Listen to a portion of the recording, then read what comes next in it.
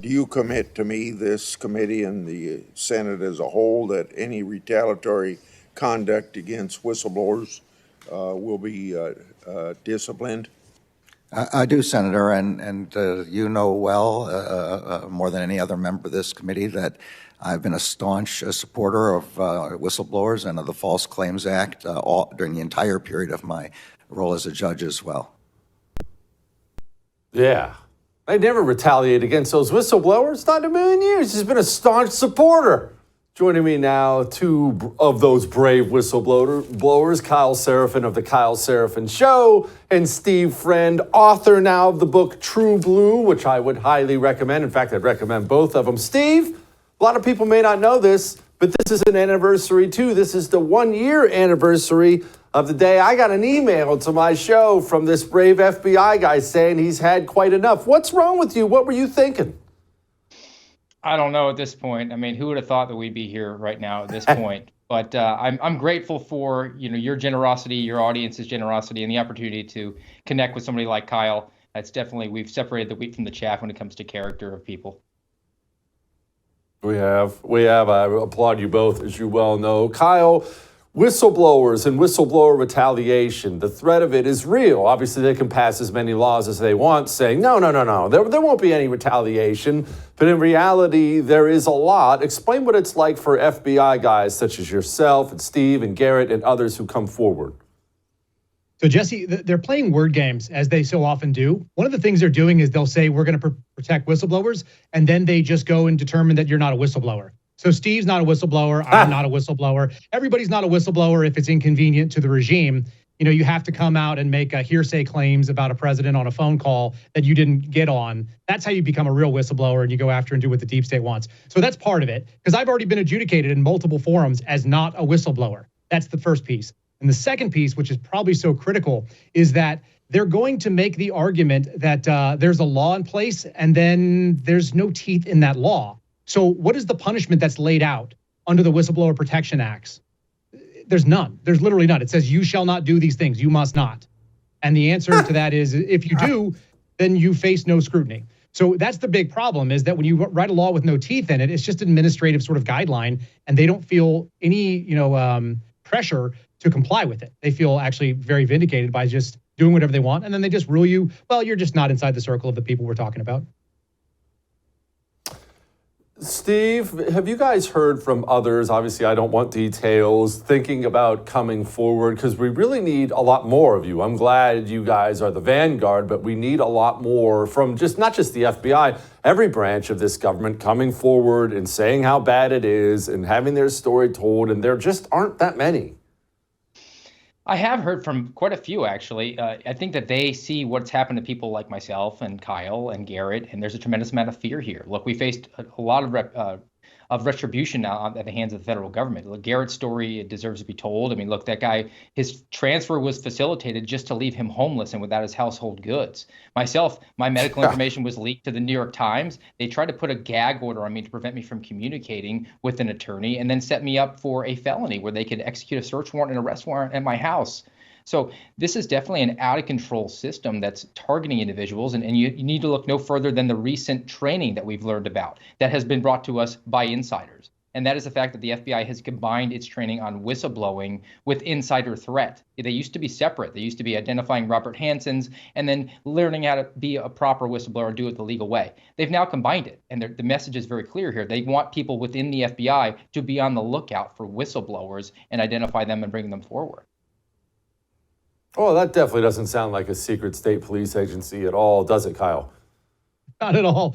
No, the best thing is that anybody who comes to us, and there's a couple of people that have identified problems, they've said, look, if I want to come to you, but also they know that they're going to lose their job over it. It's not even a question like, is this going to be bad for my career? It's assumed that they will lose the job. So they're trying to get their ducks in a row. And that's one of the reasons why we've put together this sustainment fund, which we started on Give, Send, Go. And we got guys like, Garrett and Marcus taken care of, but they're going to leave some money in the pot because someone else is going to come out and they're going to lose their job pretty much immediately. They got about 30 more days of pay the minute their name gets public or that the FBI digs them up. And they've fired other people, by the way, than just us. There's others out there that have lost their jobs over it. They just decided to not get really public about it. which I think is a mistake, unfortunately. But everyone makes their own choices. We're not the only ones. The other people have lost their jobs over this stuff. Steve, why did you guys decide to go public? I'm thrilled you did. One, the public needs to know. Two, it's the only protection you might have. But why did you go public? Why not just quit and go be a beat cop somewhere? Well, I think that guys like Kyle and Garrett, myself, sort of slipped through the cracks of the vetting process that the FBI set up for itself. We came in, we actually understood the oath of office, and it was more than just an iPhone user agreement to us. It meant something to me. I remember very vividly being able to swear my oath of office and call me a nerd or a student of history, whatever you want. But I remember thinking very specifically that this is the oath that somebody like a George Washington swore, and I need to uphold my end of that bargain because I need to honor people like those titans of history. But unfortunately, it's just something that people do. They get along with at this point. And it's just an unfortunate circumstance that we find ourselves in because there is a lot of corruption that goes on. The FBI had itself a week the last couple of weeks. Look, we've got 4 people who were killed at the hands of the FBI in the last 2 weeks alone. And there's been no information forthcoming about that. And that's just the first thing that I got identified. Look what happened 2 weeks ago, where you have Charles McGonigal pleading guilty. You have FBI Director Christopher Wray proven to be lying in front of Congress about the radical traditional Catholic memo. And then my personal favorite, it was the elevation of the special agent in charge from Philadelphia, Jacqueline McGuire. She was the individual who approved of the raid at Mark Houck's residence and then also was involved in a shooting inside city limits of Philadelphia where she herself shot a dog with her gun.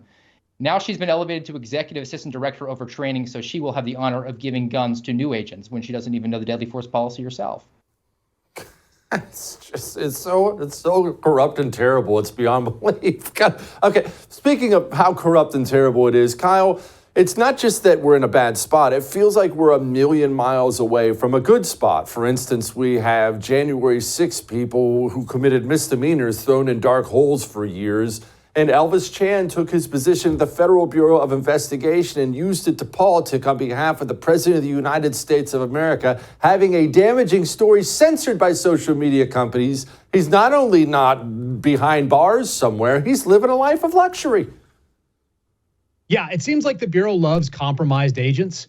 Those are the people that seem to move up in small ways and in big ways. Look, here's a great story. We were just talking about SWAT shootings. There have been 4 of them in the last something like 12 or 14 days. People have heard about what happened in Utah. They've heard about what happened in Tennessee. They didn't know that the day before Utah, somebody was shot in Albuquerque, and 5 days before that, somebody was shot in Philadelphia by the FBI. All the same thing, 0600 SWAT warrants. So one of the things that's really interesting is the guy who ended up being integral in getting me out of my office and taking my gun and my badge from me, was writing up things against me, was a SWAT agent. He was the senior team leader. He'd come out of Baltimore, and he had been involved in a shooting that probably was unjustified. He shot at a black unarmed female in the city of Baltimore. You can imagine how well that would go over. And about 30% of his SWAT team quit because they didn't want to have him with a gun behind them.